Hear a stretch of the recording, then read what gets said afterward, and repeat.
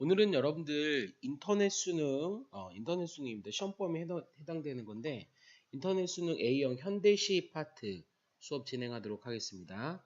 A형이니까 여러분들 A형에 해당되는 친구들 잘 봐주십시오. 자, 첫 번째 나와 있는 현대시 제목이 김영랑의 내 마음 아실 이라고 볼 수가 있겠지. 자, 내 마음 알아줄 이 요게 시적 대상이라고 한다면 자, 시가 어떻게 형태가 나타나는지 한번 우리가 살펴볼 필요가 있죠. 자, 시를 보면 처음에 내 마음 아시리, 내 마음, 자, 내 혼자 마음 날같이 아시리 반복하고 있죠. 그래도 어디나 계실 것이면 이라는 형태는 어딘가 존재하겠다라는 가정을 하고 시작하는 거라고 볼 수가 있겠지. 내 마음에 어릴 때 어리는 티끌과 방울방울 보람을 보랜 듯 내어드리지. 이게 바로 뭐냐면 내 마음을 알아주는 사람을 향한 바로 뭐야 화자인 나의 마음을 나타내는 거라고 볼 수가 있고, 아 그립다라는 말을 통해서 뭐 하고 있다라고 볼 수 있지. 내 마음을 알아주고 있는 님이 뭐 하지 않는 존재하지 않은 이런 형태라고 볼 수 있고, 선생님이 시에서 꿈이 나타나면 뭐를 드러내는 거라고 했죠? 그렇죠, 간절함을 드러내는 거라고 했습니다. 자, 마지막에 향맑은 옥돌에 불이 달아 사랑이 타기도 하련만, 자, 불빛에 연기인 듯 희미로운 마음을 사랑도 모르리 내 혼자 마음은 이라고 볼 수 있으니까 내 마음을 알아주지 못하는 님의 부재를 나타내는 거라고 볼 수 있지. 그걸 통해서 뭘 드러내는 거라고 볼 수 있냐면 안타까움을 드러내는 형태. 내 마음을 알아주는 사람이 없는 거에 대한 안타까움이 이 작품의 뭐가 된다? 그렇죠, 주제가 된다 라고 볼 수가 있습니다. 자, 그 다음에 뒤에 나와 있는 작품이 백석의 흰 바람벽이 있어. 이 작품은 여러분들 우리 예전에 공부했던 작품 중에 백석 작품 중에 이런 거 있었지. 남신의주, 유동, 박시봉방 기억나요? 그 작품과 여러분들 좀 비슷하다고 볼 수가 있습니다. 근데 자, 작품을 보면은 지금 흰 바람벽이 소재가 되는데 얘네들이 바로 뭐냐면 지금 저녁에 좁다란 방에 흰 바람벽이 있는데 거기서 뭘 느끼는 거냐? 쓸쓸한 것만이 오고 간다. 맞죠? 그 다음에 내던지고 낡은 우면서 어두운 그림자가 숨쉬고 그리고 달디단 감두단 식다든 여기지. 외로운 생각이 나는 거지. 이런 걸로 인해서 내가 지금 생각나는 거라고 볼 수 있어. 또 뭐가 생각나느냐? 가난한 늙은 어머니가 생각이 난다 이 말이라고. 그러니까 지금 현재 흰 바람벽은 나에게 뭘 생각하는 거지? 나의 이 쓸쓸함과 외로움과 뭐 가난 이런 것들을 생각나게 하는 거라고 볼 수 있습니다. 뒤에 봐봐. 또 내 사랑하는 사람이 있다라고 볼 수가 있겠지. 사랑하는 어여쁜 사람을 생각하게 하는 거라고 볼 수가 있는데 중요한 건 여기에서 전환이 이루어진다라고 볼 수 있지. 여기에서 이 작품이 주제라고 볼 수 있습니다. 나는 이 세상에 가난하고 외롭게 높고 쓸쓸하니 살아가도록 태어났다. 이게 바로 무슨 태도냐면 운명에 뭐하는 순응적 태도가 나타났다라고 볼 수가 있어요. 그러니까 나는 가난하게 태어났다 이 말이야. 그리고 이 세상 살아가면서 뜨거운 것에 호젓한 것 사랑 요거 가난하지만 나는 뭘 추구하며 살겠다. 이러한 마음을 추구하며 살겠다 이렇게 되겠죠. 그러면서 결국 뒤에 보면 그리고 나를 위로한 듯이 나를 울락하는 것은 여기 봐봐. 하늘이 이 세상을 낼 적에 그가 가장 귀해하고 사랑하는 것들 그게 바로 누구냐? 나야. 이때 그는 누가 되겠지? 하늘, 절대자가 되겠지. 하늘이 가장 귀한 나에게 가난과 외로움과 쓸쓸함을 줬다 이 말이야. 그리고 이런 걸 느끼게 했다 이 말이지. 그러니까 바로 나에게 뭘 주는 거냐면 성숙함이야. 성숙함. 이걸 뭘로 바꿀 수 있냐면 성숙함으로 바꿀 수가 있겠지. 그러니까 그런 것들을 통해서 화자는 뭐 하겠다라는 걸 이야기하는 거죠. 그렇죠. 고단한 삶을 통해서 이거를 뭐 하겠다, 극복하겠다라는 어떠한 의지를 다짐하는 거라고 볼 수가 있습니다. 이게 이 작품의 특징이라고 할 수가 있겠지. 그 다음 뒤에 건 볼까요? 윤동주의 쉽게 쓰여진 시 이거 어떻게 공부하는 거지? 그렇지. 나와 나가 일치하지 않아서 뭐 느끼는 거죠? 부끄러움 느끼는 거지. 이거에 대해서 반성하고 뭐 하는 거라고 했지? 성찰하는 거라고 했지. 그래서 어떻게 나와 나를 일치시키는 게 이 작품의 기본적인 구조다. 이렇게 우리가 확인할 수 있습니다. 시를 보면 창밖에 밤비가 속살거려 육첩방은 남의 나라 화자의 처지를 드러내는 거라고 볼 수 있지. 화자는 시인이라고 보내주면서 이게 지금 바로 뭐라고 볼 수 있냐면 이러한 부정적 처지 여기 있지 여기와 뭐 하는 거냐면 타협하거나 뭐 하는 삶 그렇죠. 순응하는 삶이 제시되어 있다고 볼 수 있지. 그러한 것들을 통해서 자 요런 것들을 요 침전하는 것일까 요런 것들이 일종의 바로 뭐냐면 아까 이야기했다시피 현실과 뭐 하는 거라고 그렇지 앞에 있는 말로 쓴다면 타협이라고 할 수가 있겠지. 요 부분이 바로 어디에 해당되는 거냐면 나와 나가 일치하지 않은 거라고 볼 수 있습니다. 거기서 나는 뭘 느끼는 거냐면 부끄러움을 느끼는 거라고 볼 수가 있겠지. 그래서 여기 나와 있는 게 이련이 뭐하게 유사한 구조가 반복되는데 이 부분을 통해서 바로 뭘 드러내는 거냐면 시상의 전환을 드러내는 거라고 볼 수 있지. 그러니까 여기서 이걸로 인해 시상의 전환이니까 바로 이게 뭐에 해당되는 거냐면 반성과 성찰이라고 여러분들 바라볼 수가 있는 겁니다. 그래서 뒤에 어떻게 하기로 했냐? 그래 봐봐. 자, 등불을 밝혀 어둠을 조금 몰고 이때 어둠이 부정적인 거잖아. 시대처럼 올 아침을 기다리는 최후의 나. 여기서 아침은 시대의 상과 고려한다면 조국 광복이 되겠지. 그러니까 이제 뭐 하겠다라는 거냐면 부조리한 현실에 타협하는 게 아니라 뭐 하겠다라는 거죠. 그렇죠. 저항하겠다. 이렇게 갈 수가 있겠지. 그렇게 되면 나는 나에게 손을 내밀을 최초의 약속이니까 뭐가 될 수 있다? 나와 나가 일치할 수 있음을 이야기하는 형태가 이 작품 우리 많이 봤던 거라서 선생님이 일반적으로 이렇게 구조 위주로 설명했다라는 거 알고 있어야 되겠지. 그 다음 볼까? 이육사의 광야는 이거 어떻게 공부해야 돼? 광야? 그렇죠. 여기서 말하는 광야는 어디를 나타내는 거지? 우리 국토를 나타내는 거라고 볼 수가 있겠지. 한반도야 한반도. 자 그러면서 이 작품은 알고 있어야 되는 게 시상전개가 시험에 잘 나올 수가 있지. 시상전개가 어떻게 나왔냐면 시간 순서에 따라서 이런 걸 우리는 뭐라고 하냐면 추보식 구성이다. 이렇게도 이야기합니다. 까마득한 날의 태초입니다. 하늘이 처음 열리고 다구는 소리 들렸으랴 무슨 법이 쓰였냐면 서리법이 쓰였는데 다구는 소리가 들리지 않는 만큼 오래전에 광야가 만들어졌다라는 광야의 원시성에 대해서 이야기하는 겁니다. 원시성. 그 다음에 모든 산맥이 바다를 연모해 휘달릴 때도 차마 이곳은 광야가 되는데 범하지 못하였으리라. 광야는 그 누구도 함부로 할 수 없는 신성한 곳이다라는 신성성이 나타난 거지. 그러한 광야를 이건 뭐냐면 오랜 시간이 지남을 이야기하는 거지. 세월이 흐르고 흘러서 큰 강물 이게 바로 뭐냐면 우리 문명을 이야기하는 거라고 볼 수 있습니다. 뭐 여기서 우리의 역사라는 말로 쓸 수도 있거든. 이게 태동 시작됐다라는 말로 쓰는 게 적절하다고 볼 수가 있겠지.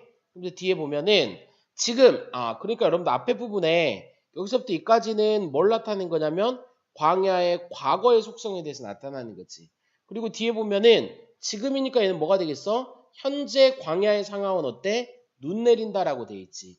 그래서 나는 여기에 그 눈을 이겨내는 이 시대적 상황으로 이야기한다면 식민치하가 될 겁니다. 이거를 극복하기 위해서 나는 뭐 하겠다? 희생하겠다. 그러니까 결국 여기서 말하는 건 조국 광복에 대한 뭐라고 볼 수 있습니까? 염원이라고 할 수가 있겠지. 그러면 청고우 뒤 이건 뭘 이야기하는 거야? 미래지. 자, 백마 타고 오는 초인인데 이 초인은 바로 뭐냐면 민족의 구원자. 이렇게 이야기할 수 있거든.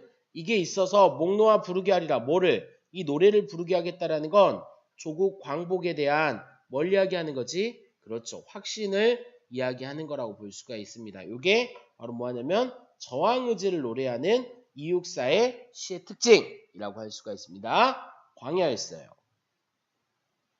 자, 제목이 전라도 가시네니까 얘가 시적 대상이야. 시적 대상. 자, 근데 선생님이 모든 이용하기 시의 그 기본적인 건 뭐야? 그리움이지. 어떤 그리움이냐면 고향의 그리움이라고 볼 수 있어. 그러면 여러분들 일단 쓸까? 그리움의 기본 전제는 뭐라고 볼 수 있냐면 부재지. 그러니까 얘는 뭐가? 고향이 부재한 거야. 그러니까 무슨 생활을 하겠어? 타향 생활을 한다라고 볼 수가 있겠지. 자, 그럼 전라도 가시는 데 한번 봅시다. 자, 입 맞춰 자랐나 가시네야. 나는 발을 옹그리고 함경도 사네. 나는 함경도 사네. 너는 전라도 가시네. 그러니까 둘은 결국 뭐라고 볼 수 있냐면 유사성이 있는데 어떠한 유사성이냐면 타향살이라니까 타향살이. 자기 고향에 벗어나서. 맞지? 그러면서 이제 그거에 대해서 지금 여기가 있는 게 화자가 현재, 전라도 가시네도 있는 현재의 상황이 되겠지. 현재의 상황. 타향살이를 하는 상황이 나타났다라고 할 수 있습니다. 뒤에 볼래? 지금 이게 바로 뭘 표시하는 거냐면 관심이라고 볼 수 있어. 관심. 요 관심 일종의 뭐라고 볼 수 있냐면 연민이야, 연민. 거기서 똑같은 걸 느끼는 거라고 할 수가 있습니다. 뒤에 보면은 자, 이렇게 이야기하면서 너의 나라로 돌아가거라 라고 볼 수가 있겠지. 얼음이 밟으면 나는 눈포로 휘날지는 날 거다. 노래 없이 사라질 게다. 자욱도 없을 거다. 요 마지막 부분을 통해서 말하고자 하는 게 뭘 이야기하는 걸까? 제일 마지막 부분에서. 그렇죠. 바로 뭘 이야기하는 거지? 시련과 이런 것들, 고난을 뭐 하겠다라는 거지? 이겨내려는 뭐라고 볼 수 있어? 다짐이 되겠지, 다짐. 그러니까 이 작품은 전라도 가시네를 통해서 뭘 느끼는 거라고 볼 수 있어? 타향살이에 대한 비애와, 처음에 비애지.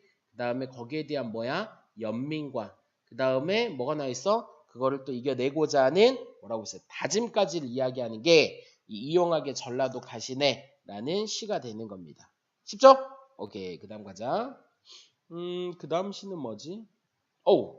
김춘수의 꽃을 위한 서시인데 이 시는 이렇게 봐야 돼. 여기서 꽃은 김춘수가 추구하고자 하는 바로 뭐라고 볼 수 있냐면 본질이야, 본질. 그러니까 이 시는 주제가 뭐냐면 본질 탐구에 대해서 소재를 다루고 시를 쓰고 있다 이 말이지. 나는 시방 위험한 짐승 뭐가 나와 있어? 은유법이 나와 있지. 자, 왜? 그 이유가 여기 나와 있어. 나의 손이 닿으면 너는 누가 되냐면 본질이야. 자, 미지의 까마득한 어둠이 된다. 이건 바로 뭘 이야기하는 거냐면 본질이 사라지는 걸 이야기하는 거야. 자, 나의 손이 닿으면 너의 본질은 사라진다 이 말이야. 존재에 흔들리는 가지 끝에서 너는 누구라고? 본질이라고. 이름도 없이 피었다죠. 이게 바로 뭐냐면 무명의 어둠이라고 볼 수 있지. 여기서 말하는 건 본질을 알아주지 못해 드러나지 않은 것들을 이야기하는 거지. 그러니까 진정한 본질을 몰라서 알아주지 못해서 사라지는 것들을 이야기하는 거지. 추억의 접시에 불을 밝히고 이때 이 불이라는 건 이 어둠, 즉 사라져가고 있는 본질이 사라지는 것들을 밝히기 위한 나의 뭐라고 볼 수 있어? 노력으로 볼 수 있어. 그러니까 이게 우는 게 바로 뭐냐면 불을 밝히고자 하는 나의 노력이라고 할 수가 있는 겁니다. 이렇게 해석해야 돼. 그 다음 뒤에 나의 울음은 차츰 아닌 반 돌개바람이 되어서 어떻게 한다고 했지? 탑을 흔들다가 이때 탑은 뭐가 되겠습니까? 그렇지. 이때 이 탑은 존재의 외형이 되겠지. 외형. 그 외형에 도래까지 스미면 금이 될 것이다. 이때 이 금이라는 건 뭘 이야기하는 거지? 그렇지. 존재에 대한 어떤 흔적, 나의 노력 이런 걸로 볼 수 있는데 중요한 건 이 부분을 통해서 우리는 뭘 할 수 있냐면 존재가 아직 완전한 본질, 존재의 본질이 드러나지는 않은 거죠. 않은 거. 그게 이야기되는 거야. 그래서 뭐에 비유했냐면 자, 얼굴을 가리운 나의 신부에 비유했어. 이게 바로 뭐냐면 꽃인데 이 꽃이 바로 뭐에 해당되는 거냐면 본질이야, 본질. 그러니까 그 본질은 나에게 아직 드러나지 않았다라고 볼 수가 있겠지. 그러니까 수집어서 얼굴을 가리고 있다라고 볼 수가 있는 걸로 결국 화자는 존재의 본질을 알아내지는 못했지만 그걸 알아내고자 하는 의지와 이런 것들을 이야기하는 게 꽃을 위한 서시라고 볼 수가 있습니다. 그 다음 볼까? 파박가에서 요거는 화자가 있는 곳인데 자 여기서 좀 재밌는 게 여기서는 역설법을 우리가 좀 알고 있어야 돼. 역설. 자 시를 보면 삶은 계란의 껍질이 벗겨지듯 묵은 사랑 여기서 말하는 묵은 사랑이라는 건 과거의 인식이지. 자 벗겨질 때 붉은 파밭에 푸른 새싹 이게 바로 뭐냐면 새로운 의미라고 볼 수가 있습니다. 결국 우리가 어떤 새로운 의미는 과거에 뭔가를 버렸을 때 얻을 수 있어. 그래서 이게 주제야. 얻는다는 건 곧 잃는다는 것이다. 이게 지금 역설적 의미인데 이게 이 작품의 주제라고 볼 수가 있어요. 결국 새로운 상황을 얻기 위해서는 뭔가 잃어야지만 새로운 걸 얻어낼 수가 있다라는 거지. 똑같아. 나와 있죠. 묵은 사랑이 움직일 때 뒤에 보면 뭐라고 나와 있지? 붉은 파밭밭에서 자 푸른 새싹. 자 요거는 붉은 파밭에서 푸른 새싹을 바라보는 거지. 그러니까 요게 지금 뭐가 나왔냐면 색채 대비가 있는 거예요. 색채 대비가. 그걸 통해서 이러한 깨달음을 얻는 거라고 볼 수 있지. 새벽에 준 조로의 물이 대낮에 지나도록 마르지 않고 젖어 있듯이 묵은 사랑에 뉘우치는 마음의 한복판에 젖어 있을 때 여기에서 나는 이러한 깨달음을 얻었다. 그래서 결국 우리는 뭔가를 하나를 얻는다라는 건 결국 또 뭐가 되는 거지? 잃어야지만 얻을 수가 있다라고 이야기하는 게 이 작품의 특징이고 이 작품을 통해서 우리한테 말하고자 하는 내용이라고 할 수가 있습니다. 자, 그 다음에 고향 소식 한번 볼까? 자, 이 작품이 이제 이야기하는 게 바로 뭐냐? 봐봐. 아, 그래. 자, 이러면서 고향 소식을 듣는 거라고 볼 수 있어. 자, 이런 것들이 다 화자가 지금 고향 소식을 듣는 거야. 고향 소식. 그 제목이 고향 소식이란 말이야. 근데 뒤에 봐봐. 이제 뭐가 나와 있냐? 자, 그분 말하라. 바람같이 떴다고 하기사 사람 소식이야 들어 뭘 하나. 그때는 흐르고 가고 하고 마련인 것을 이게 바로 뭐라고 볼 수 있냐면 인간이 갖는 무슨 성? 그렇지. 유한성이야. 유한성. 맞지? 그러니까 유한성이니까 여기서 뭘 느끼는 거지? 허무함을 느끼는 거라고 볼 수가 있겠지. 그러나 가령 둔독에 오르던 대밭 요건 바로 뭐냐면 대조적으로 변함없는 뭐에 대해서 이야기하는 거지? 그렇지. 고향의 모습을 제시하는 거라고 볼 수가 있습니다.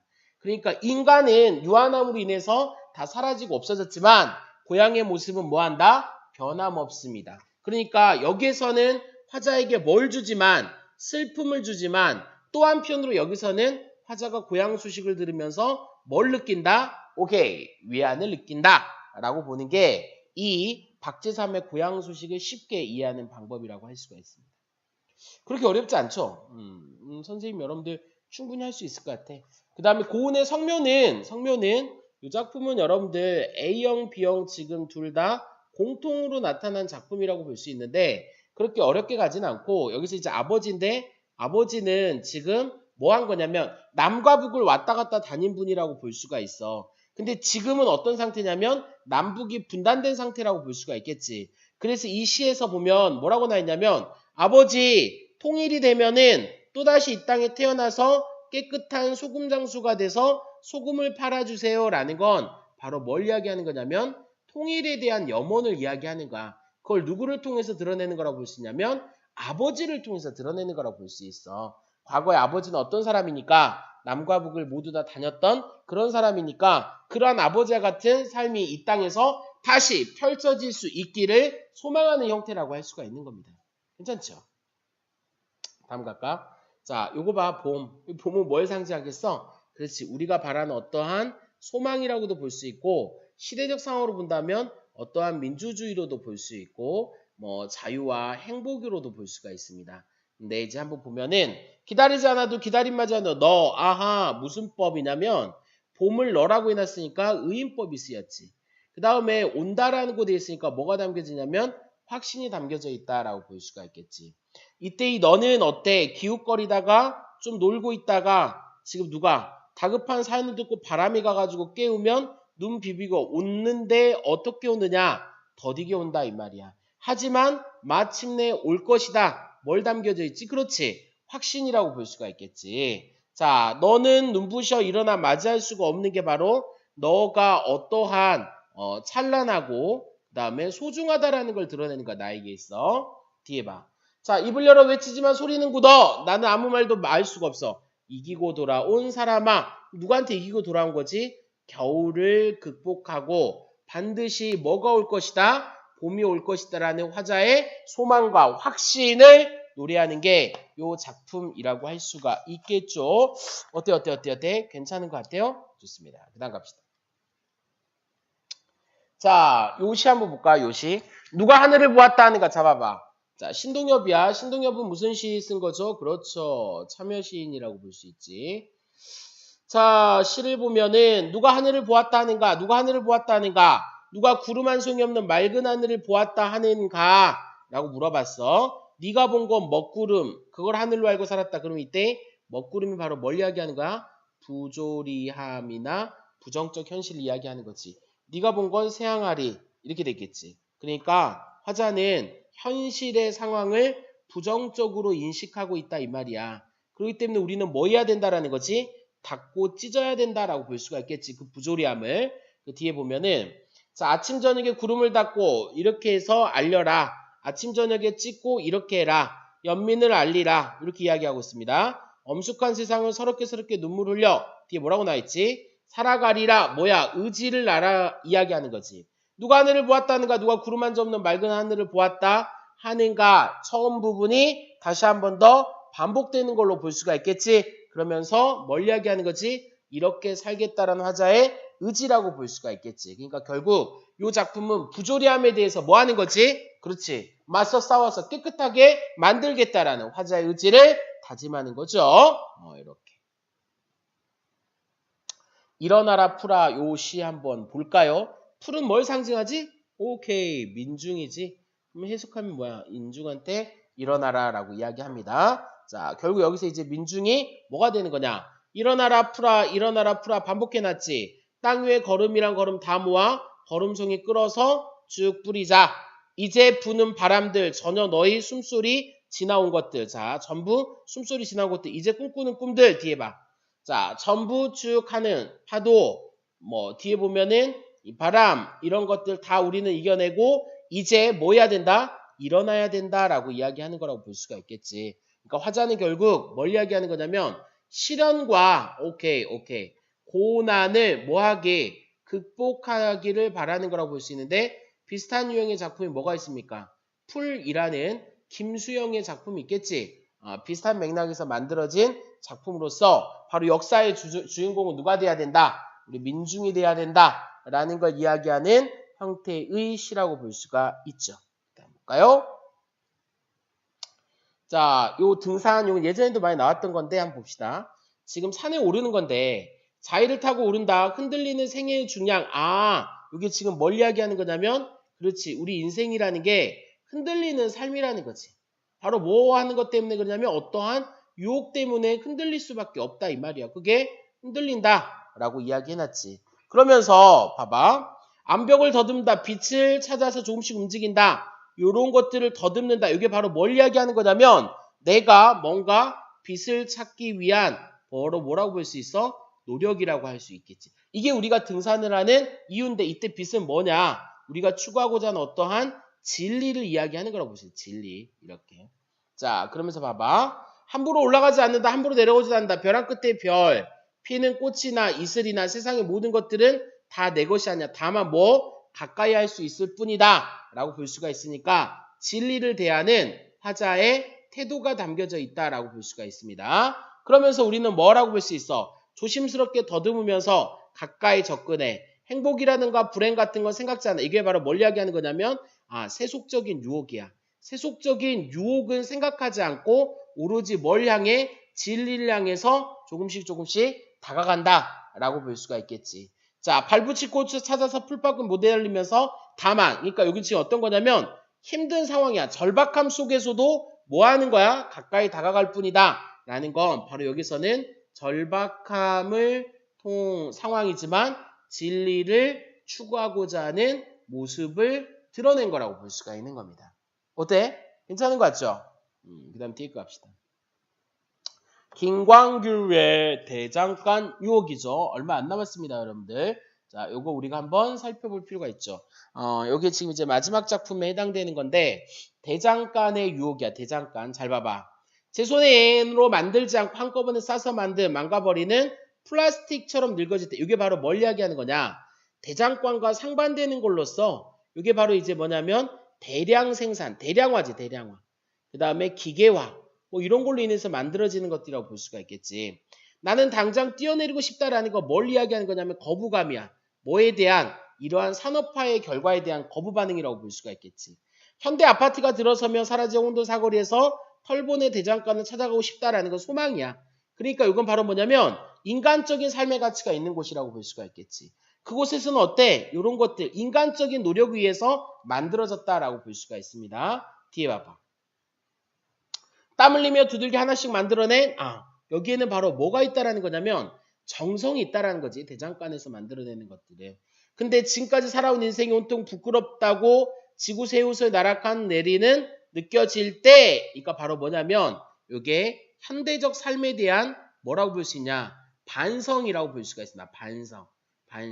하나의 부품처럼 이런 게 느껴졌을 때 우리는 뭐 하고 싶다? 대장간에 걸리고 싶다. 바로 진정한 어떠한 정성과 가치가 있는 삶을 살고 싶다라는, 즉 현대적 문명에 대한 반성, 비판을 이야기하는 형태의 작품이라고 할 수가 있겠지. 그러니까 여러분들이 지금 쭉 봤던 작품들이 우리가 한 번씩은 선생님이 수업 시간에 다뤘던 작품들이죠. 그러니까 어렵지가 않아요. 여러분들 충분히 잘할 수 있는 것들이기 때문에 편안하게 마음 갖고 여러분들 해주면 될 것 같아요. 오늘 여기까지 할 테니까 여러분들 힘내서 6월 모의고사 한번 또 잘 봐봅시다.